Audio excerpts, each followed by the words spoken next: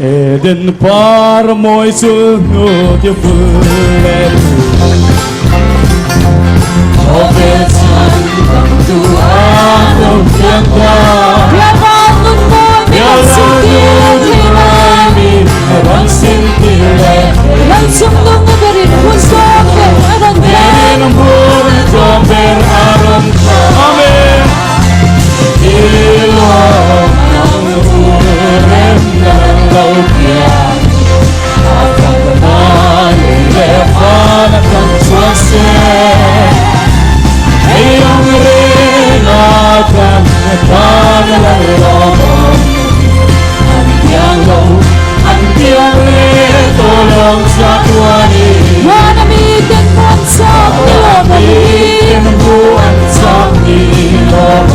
Mula binisang damdagan liyangga Binisang damdagan liyangga Lalungoy kunhulong sandang lahing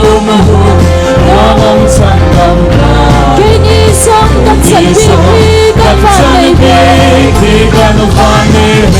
Hallelujah Ilong ang urem nalalagyan Akan levan ang suase Iyong rin akan nalalagyan Ang biyang tolong sa tuwali Tunupan waming saksina Sandang dudang na rin at piyangko Malamit yang ni Mesumionang Wala mapiyang ni Bani Berani Hallelujah Ilong ang urem nalalagyan Akan kenali levan akan suase Iyong rin akan nalalong Ang biyang tolong sa tuwani Lailepan at siya selong puisiya At siya sumnong eberes hanggang tu Israel tinanggalan pa'y lupa Banal rin biyay na lumikat salta Hallelujah Hallelujah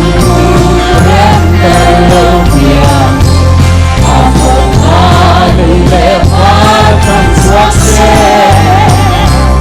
Iyong rin akan nalalong Ang biyang tolong sa tuwali Manamitin mo ang sa kilong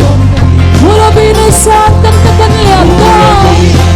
Damdagan liyangga Lalungoy kunhulong sandang lahing Lomong sandang lahing Kinisang kagsalibigan panibig Amen Ilong ang urem nalalagyan Akan kenali levan akan suase Iyong rin akan nalalong Ang biyang tolong sa tuwali Lailepan at siya selong puisiya At siya sumnong eberes hanggang tu Israel tinanggalan pa'y lupa